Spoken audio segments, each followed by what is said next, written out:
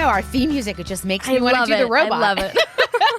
Welcome to the Smart Girls Podcast, everybody. I'm Shay. And I'm Jess. And today we are talking about Crushes! So Crushes is a super popular book, the Smart Girls Guidebooks. And I would say it's popular because it really does address a lot of things that we feel growing up, dating, rejection, and other stuff. And all the things we're really curious about. Yes, that we're curious about. And I think our hope in having this conversation is we get to define what crushes are and explore, how to handle them and make sure that people who are like navigating this moment are feeling supported. Yeah, so Jess, I want to dive right into it and ask you, what is a crush? Very good question, Shay.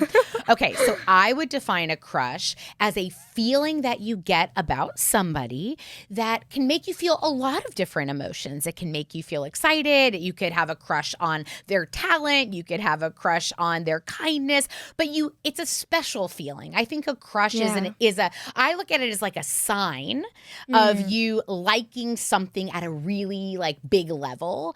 And that can come up at all different times and all different places. Yeah, totally. I think for me, the ways that I can tell I have a crush on someone is I get a little bit nervous when I'm around them, and I'm still getting to know them. I don't really, we're not like super tight friends, but I get all the nerves. Little butterflies. For sure. I was gonna say that, and I can't get my mind off of them. I just always want to be talking to them, always want to be hanging out with them, and I find a way to bring up their name in nearly every single conversation. That is like a massive one where I'm like, oh my God, I think I might have a crush on them. This is why crushes are actually exciting, because it does stimulate a little bit of like a fantasy, right? We might imagine what it would be like if daydream a lot. Yeah, we daydream a lot about that person. We like to be around that person, or we imagine we would want to be around that person. So actually, that's a great point, Shay. Sometimes our crushes could be on people we really know, and sometimes they could be on strangers and people we don't really know. But I always think it's about what it brings up in you, right? And what you're learning about yourself in who you like, figuring out what you like. Yeah, exactly. Figuring out what you like and how it goes so much deeper than just what somebody looks like. I think figuring out what you like in terms of personality is a massive one. I do too. So my first crush was in, I would say 5th grade. I remember sort of like liking and chasing boys in the playground when I was in 3rd grade. But I do think in 5th grade, I had this crush on a boy named Ryan. And when I think back on why did I like Ryan, it was because he was the class clown and he was silly, but his humor was never mean. He was just like a silly kid. Yeah, lighthearted humor. Lighthearted humor, very witty, actually. And I can now look back on that and say, oh my gosh, like I now know that's a big important attribute for me. Yeah. My husband is very witty and funny in that way. Like I now know that like that was an attribute that mattered to me, and that's like something that I care about. He was also very kind. So it was a way now, like when I had this crush on Ryan, it was like in 5th grade, I don't think I had the guts to tell him. In fact, I don't think I did. I just wanted him to be my square dance partner in PE. So I pined for him and I daydreamed about him. But now if I look back, I think he kind of like is an example of the type of person I ended up really liking in my life. Yeah, and I want to say I think it's also an example of who you are, because I would describe you as a very funny, witty person and also very kind and very smart. So I want to say I think our crushes, they reflect what we like, but also who we are. What are your crushes reflecting for you, do you think? I think I've always just really liked kind-hearted people. That would Every make single sense, crush knowing I've had, you. if I look back on them, they are very kind, sensitive people, very just emotional. I don't ever like people that kind of have a wall up, because I feel like then I can't connect with them. So kind, emotional, I think funny too. I love to laugh when I'm with people. Those are really, really important ones for me. So you're right. They are a good reflection, because I would describe you in that way. You're very open, very emotional, very kind. I wanted to ask you something that you said earlier. It made me think of something, which is that I think a lot of girls, and myself included when I was younger, if I had a crush on somebody, it mattered a lot whether they had a crush on me back or if they returned the feeling. Yeah. And if they didn't, I think I kind of took it as like, is there something wrong with me, or am I pretty enough? Or, you know, what do we want to say to folks who are really focused on their value being associated with whether somebody returns the feeling? Yeah, I want to say you cannot control whether somebody likes you or not. Just in the same way, you can't control whether you like someone or not. Like, I'm sure people have come up and said, hey, I really like you, and you might not feel the same way, and you can't control that. You can't just snap your fingers and make yourself have a crush on that person. So that's true. Know that if somebody doesn't like you back, it doesn't mean you're not pretty enough. It doesn't mean you're not worthy of being in a relationship or having a return likable. Crush. Exactly. It does not mean you're not likable. It's just something they can't control. And it's also a lot of the time, like, maybe you're just not compatible. Maybe you don't have the same personalities, like we're saying, where we like the same things that you can find in ourselves. Maybe you guys just aren't compatible. So there are so many factors that go into it. It does not mean you're not likable at all, or you're not pretty enough, or any of those things. It just means they don't like you, but that's okay. That is okay. And you know what? We're not going to like everybody either. Exactly. So this is really important for us to repeat. I think in our show, what's so important for us is to make sure that y'all don't feel alone. Yeah. That you know there's lots of people going through the same things. And Shay, you did something really cool for the Smart Girls podcast. You actually surveyed and asked your audience your fans. I did, which was such an amazing weigh experience. in with questions. Yeah. And there were thousands of them. There were a lot. Yeah. You guys sent in so many questions and scenarios that we could talk about. So we are going to be talking about some of them today, which I'm really excited for. We're going to bring them in with our guests, and you'll see us talk about them throughout other episodes as well. So I'm so excited for that. Plus, we have great experts and great guests who are going to join us to help us get some good tips and tools, a little bit more advice and other perspectives on these topics. And to kick us off, we have an amazing guest today. Yes, we do. I will tell you guys about her. So today our guest is Chandler Kinney. She is the sweetest human being ever. She is so talented. I met her when I was 12, and we were both on the show Lethal Weapon. Oh my God, such an amazing experience. But you guys may know her from the Disney Channel movies Zombies 2 and 3 and from HBO Max's Pretty Little Liars Original Sin. I cannot wait for you to meet her, Jess, I'm and so excited for us to talk about this with her. Let's meet her. Let's, yeah. So Chandler, I know I am so excited to have you here to talk about crushes, which is such a hot topic. And I want to ask you, do you remember your first crush, and do you remember what it felt like? I think I had different levels of crushes, you know, like someone that I wanted as like a really good friend, and then someone maybe I was like, oh, you know, I could really see this person, you know, in my life long term. How old were you? Do you remember? You know, I think my first real crush, I was definitely like in my teens. Okay.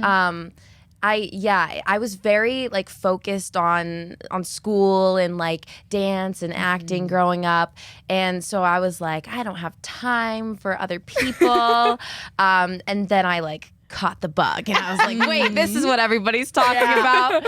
I remember just having like what felt like to me being a very rational, you know, pragmatic or you know, intentional person with everything that I did.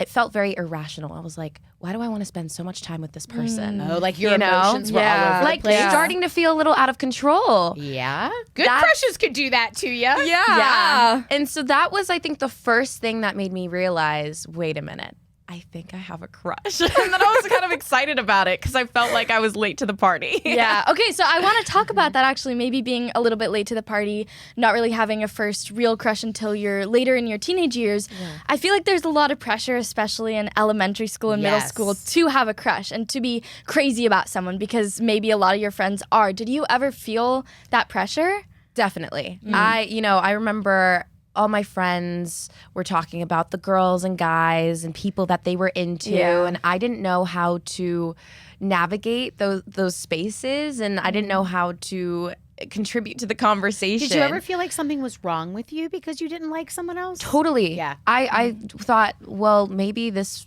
feeling that everybody else is experiencing is like not for me. Yeah. And so it was difficult for a bit to kind of to figure out like what I wanted.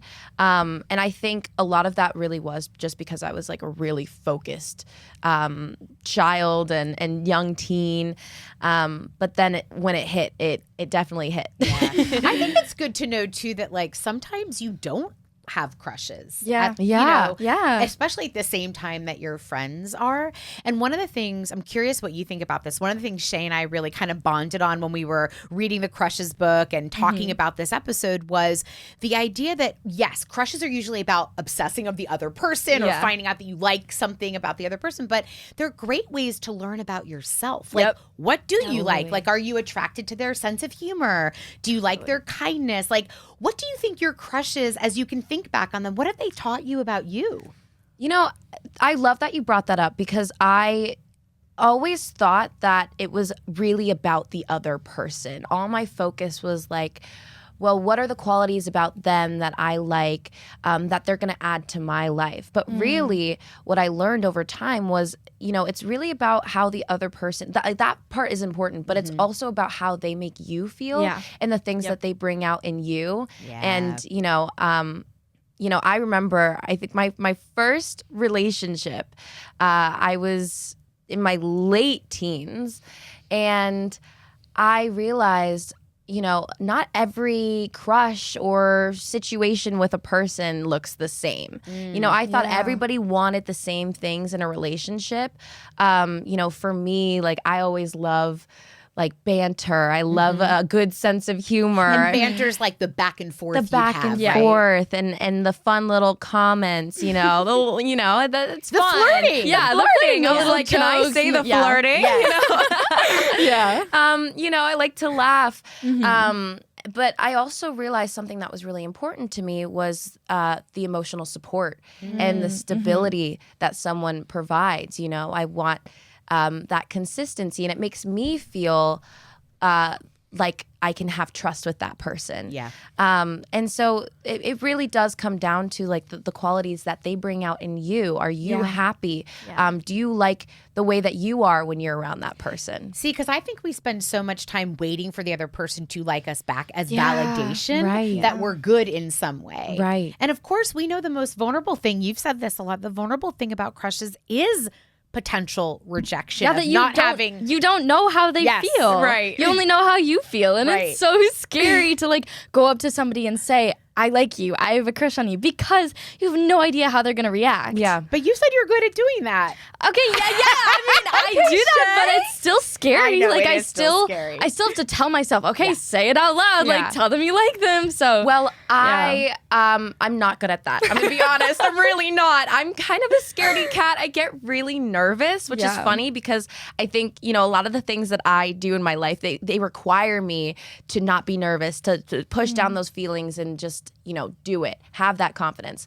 But when it comes to like my real life situations with other people, I shut down. So I have to ask you, do you have any advice to give to me? I love the tables turned right now. I really need this. Like, this is me personally asking you, Shay, for advice.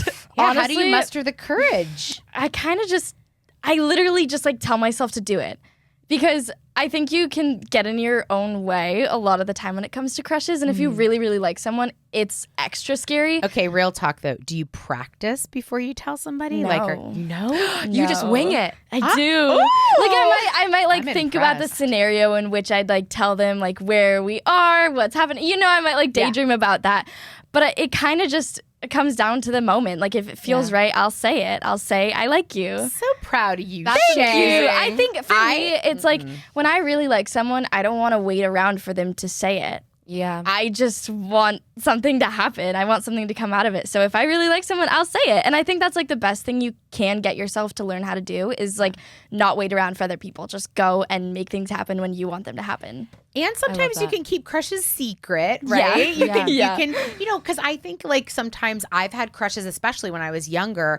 I don't know that I had the courage that Shay had. And if I did, I would definitely be a practice in the mirror type of girl. I would be doing like a play in my room. Like, but I also think sometimes if we go back to like crushes teach you about what you like, sometimes you can have artistic crushes. You might love somebody's art. You might love somebody's, as you can have friend crushes, celebrity crushes. Celebrity crushes. crushes is a big crushes one. in all the different categories. Who's your first celebrity crush? Do you remember? Oh, I don't even know if I actually had one, and I'll tell you why. You and I are the same. Okay, What? so here's another thing. It kind of goes back to the pressure. You know, I was always asked, like, what's your celebrity crush? And I didn't have an answer. And you know why? And I learned this about myself, like, later in my teens.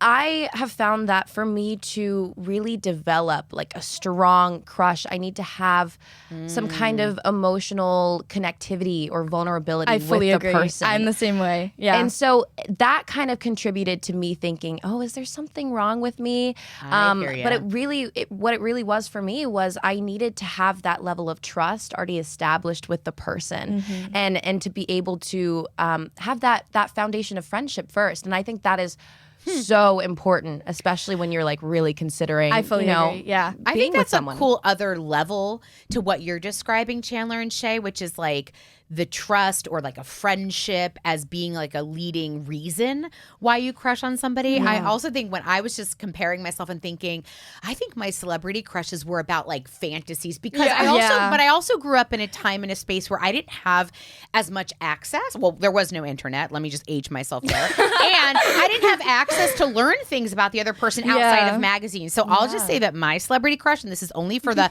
moms and parents listening because you guys are not going to know who he was Rob Lowe. Oh, You know Rob Lowe? Okay.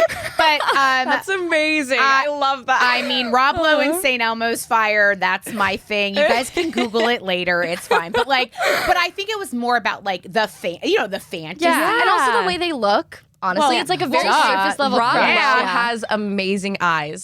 He has beautiful eyes. You know what I fell in love with, and I think a lot of people do with celebrities are the characters they played. True. You know what I mean? Like, Yeah, that's how you get to know them. I'm Yeah. crushing on who he was in that Yeah. movie, or he I was love the that. bad boy, and like that's what I thought I liked.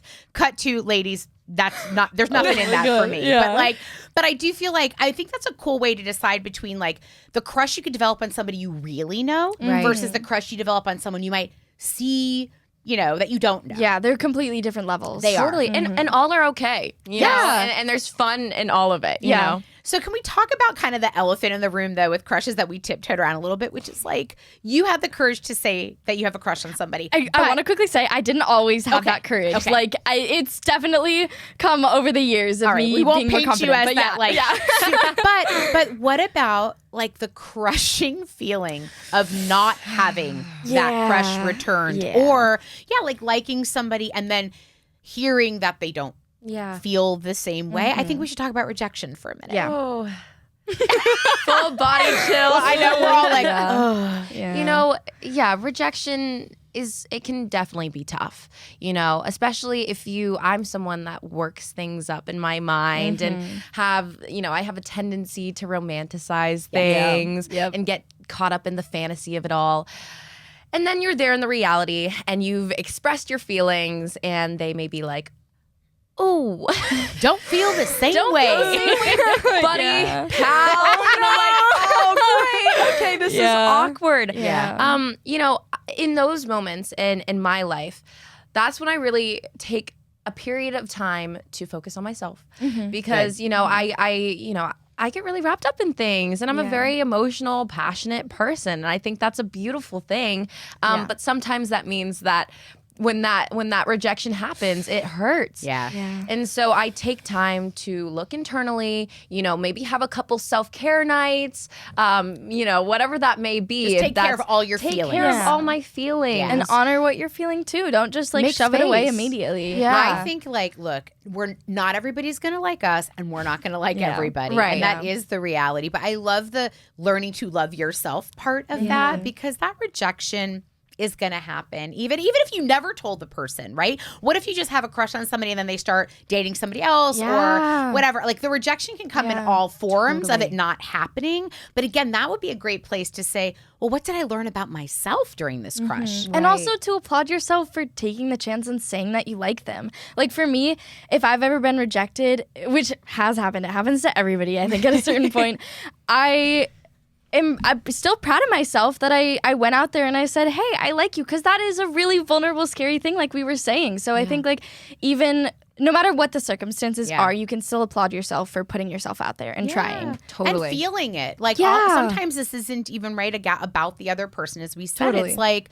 you're figuring out what you like in the world. And, look, also let's talk about how you can reject I was going to say that. in a good boundaried way. Because I will say this. I think girls oftentimes are afraid to be really clear about that. They always kind of leave the door open. Oh, thanks. Maybe late.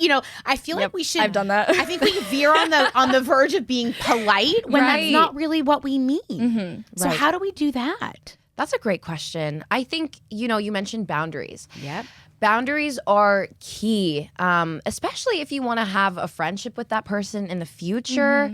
I have always just been really honest about how I'm feeling. And that honesty can be difficult to express sometimes, especially if you're the one having to do the rejecting. Yeah. But I think it's important to handle that moment properly when it happens. Yeah. Or else you're opening the door to a whole lot of mess in the future that you're inevitably going to have to take care of at one point, and mixed signals, as you mentioned. Yeah. What do you think? What could be let's maybe try on a good boundaried decline, I should say, of somebody. So if somebody were to say to you, "Hey, Shay, do you want to go out with me?" Let's role play this. I saw you and action. Shay, I saw you from afar. We have science class together, and I think you're really cool and smart, and I like you. Okay, the way I would handle this, which I've also had to do before because it happens to everybody, I think, is I usually would say, you are an amazing person. I really, really value our friendship. I think you're incredible, and I'm so flattered. But I just don't have those same feelings about you in that same way. I really like you as a person and as a friend, but I don't have romantic feelings. I think that's the way you say How's that feel, Chandler? I'm already getting nervous. I'm sweating.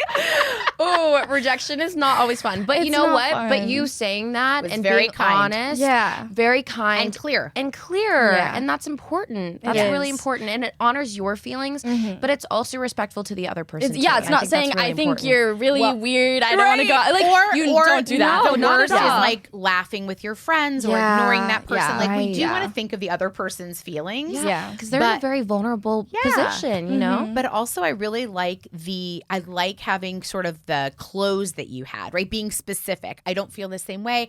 Thank you so much. I just think some of that is about what we've been talking about on the show, which is it's okay to state what you prefer as a girl. Right. It's okay to say what you want, say what you like. And you should. And you should do it. Yeah. Because I also want to say, if you do it the opposite way and you say, oh, I don't really know how I feel, like maybe later, or like if you're trying to break up with someone and you're like, I don't know, like if you're not clear, then like Chandler was just saying, you have to deal with it later down the line because they're going to assume what they want. They're going to assume that you still want to be with them. Of course. You know? So it's like, if you lead them on, it makes it so much worse. So I have a very smart friend named Brene Brown who says, clear is kind, unclear is unkind. So I love that. Clarity is really important. Okay, we have to go to some of the questions from Shay's community because there was a lot there. So let me just throw a couple our way. So here's some complicated parts of these are some complicated parts of crushes. Okay. So, this is a good one. Let's go back, Chandler, to talking about mixed signals. So somebody said, I'm getting mixed signals. I'm not sure if he likes me back. Should I just tell him how I feel first? So if you are not sure what they're feeling, do you think you should be the first one to say something? And we've kind of talked about that a little bit, but what would you do? I don't think there's anything wrong with being the first one. Yeah. I think sometimes there's a pressure, especially for young girls, to feel like you have to wait for the other person to decide how they're feeling. But I love, taking agency and taking charge sometimes and just putting all my cards out on the table and seeing what happens. And I think there's value in that for yourself too, because then you're not stuck in limbo. You're not trying to figure out or, feeling like you have your life on pause, waiting for this other person to figure out how they're feeling. Sometimes I think it's best to just take the power and the control into your hands. Okay. I agree. I like that. I also think if you're getting mixed signals, there's no harm in waiting. True. I think you don't have to rush anything. I think if you're unsure and you maybe don't feel confident enough to take the first move, that it would be okay just to kind of wait and see what develops, you know? Totally. Sometimes people are figuring out their feelings. Absolutely. A little bit. Okay, here's a definitely more complicated one. I like the same guy as my best friend and she doesn't know. What should I do?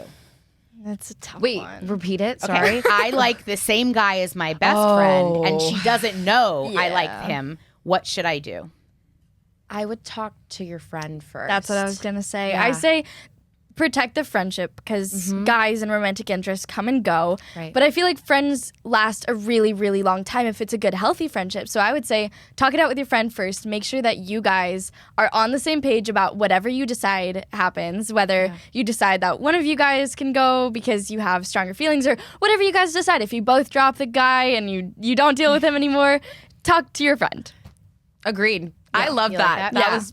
I would just retweet that. That's great. Yeah, I think communication is super important. Talk to your friend. And this does get sticky. A lot of friends end up liking the same person. Yeah. The other thing is what could be kind of cool is going back to we could talk about what you like about that person, right, with your friend. It would be just nice to know. I feel like there's a good way to bond over that. There doesn't have to be competition, right? Yeah, because as totally. friends, you can be like, yeah, you know what? We really both like their sense of passion in the world or their, whatever that is. And I feel like it keeps giving you, again, I'll always beat this drum. It gives you that sense of who you are and what you like because at the end of the day, these crushes will come and go. Yes. And this is a lot about your relationship to you. Absolutely. Yeah. Absolutely. So one other last thing, another question kind of in this world is, this kind of goes back to you both saying what if you're not developing crushes at the same time as your friends? What if you have a crush on somebody and you're afraid to tell your friends who you have a crush on? Maybe, they're from, they're from a different friend group or you think you're going to get judged, period, by who you have a crush on. Do you take the risk and tell your friends about that, or do you keep the crush to yourself?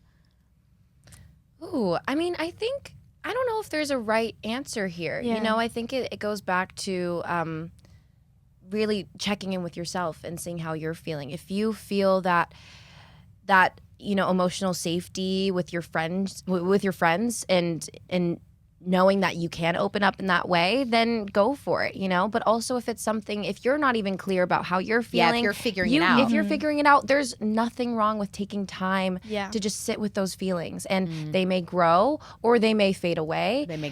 And, they may change into something else. You never know. And so I think there's not really a clear answer. Just check in with yourself, show up for yourself the ways that you need to be, and you're not going to go wrong.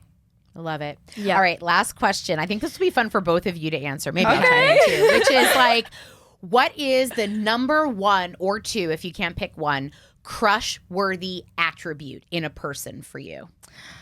Oh my God. Wait. Oh. Okay. What is the thing that, go Chandler. I will say emotional availability and vulnerability. And what I mean by that is someone who is not giving mixed signals. Usually if I'm in that situation, I wait. I know I said earlier, just go for it. Maybe that's the person I wish I could be. Right? That was me telling myself, just go for it, girl. But, as you mentioned, there's nothing wrong with waiting. But if someone is giving me clear signals, it's all green flags ahead, then I feel really safe. I feel really comfortable. And that just allows the space for my crush to grow. So that is one thing for me. That is a really good answer. I want to say same, but I'll say same and my own thing. Just genuine kindness. That's always been something when people are like, oh, what's your type? Who would you want to date? I'm like, they just need to be kind. They need to be a really nice human being through and through. Not just surface level kind and then they're a little bit mean underneath. Really just a nice person. And I feel like that shows up in so many ways, how they treat you, how they treat other people, what their sense of humor is, they just nice. Just be a nice person and I'll like you. Someone that you can trust. Totally. Someone I can feel totally comfortable agree. around. Yeah. See, I would say I like smart, folks. Yeah. I like intelligence, Yeah. but I love silliness too. Yeah, I was going to say. I was going to say sense of humor is definitely, and the playfulness and the banter, those are crush worthy for me. All my friends know that, like, almost at the top of my list, one, if not the second quality that I love is wittiness. Yeah. Which I think is a combination of that intellect and humor. I think that together is just... Love it. Love it. This was awesome. Thank you so much. I feel like I can go out in the world and handle my crushes a little bit better Tell now. them you like them. I'm yeah. gonna just be straightforward.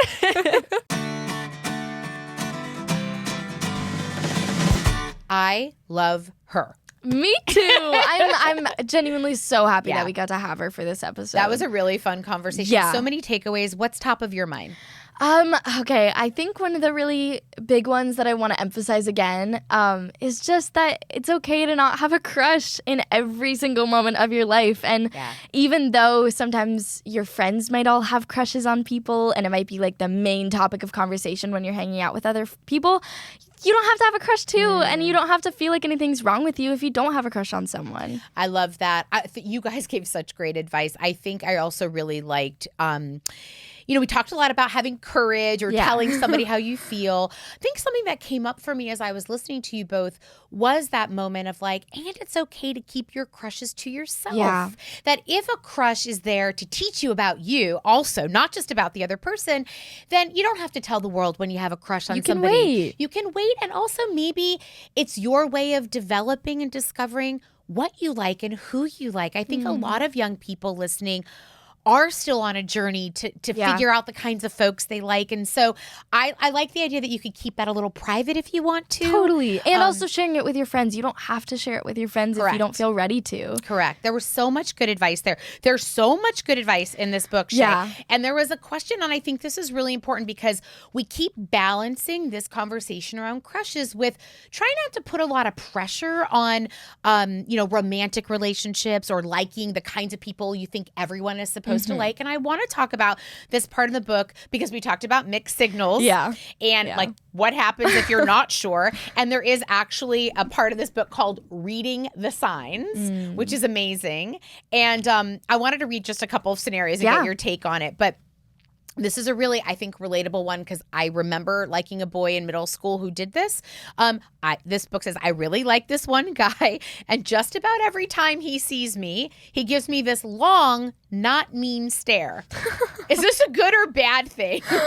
What do you think? Like, how would you read that if you liked somebody and then when they look at you, they're kind of staring at you, but you don't know if they like you or not? That is a really tough one because I think sometimes stares can come off as really judgmental, but other times when you're staring at someone is because you just can't stop looking at them because you do like them. So I feel like you kind of have to maybe pause and look at the moment, and if you stare back and they kind of like glance away and get nervous, or like if they smile at you, then that's a good sign. But if they stare and kind of like give a little like look up and down and it feels a little mean, then maybe that's not a great thing. So trust your gut. Yeah, trust your gut and look at the other things that are around the stare, how they react. So well, the advice you're right on the money, and the advice that they give in the book is really interesting because it just says, if you're curious, find a reason to talk to them. Yeah, see then if the stare translates into a conversation.